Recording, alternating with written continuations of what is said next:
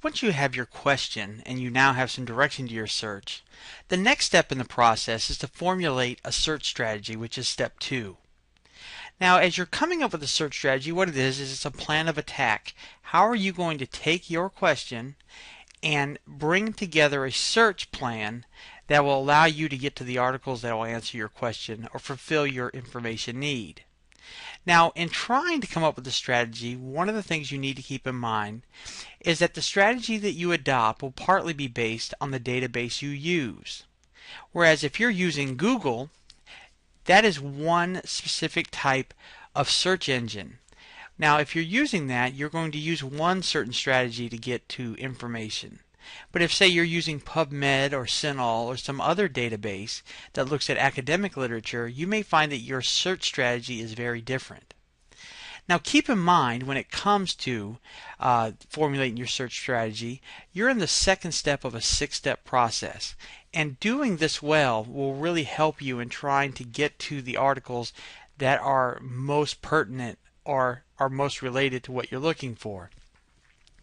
In talking about setting up a search strategy, we're going to talk about things like making sure that you have synonyms for search terms. In other words, alternate terms that you could use to describe a particular condition or item or something of that nature.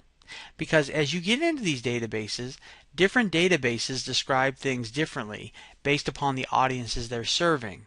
So having some alternate terms or synonyms to describe what you're looking for can be helpful.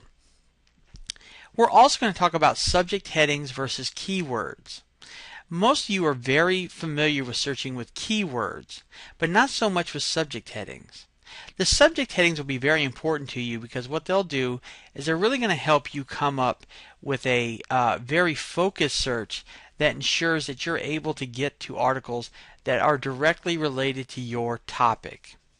Another thing we'll look at in some videos that are coming up are Boolean operators and limits. Boolean operators are a fancy term for and, or, and not. What they're going to do is allow you to make a relationship between the terms. And limits, what they'll do for you is they'll help you to take a lot of articles and bring more focus to them so that you don't go from having 500 articles to look at one evening when doing a paper. You may be able to apply the proper limits and get it down to 100. And those things all go into formulating an effective search strategy.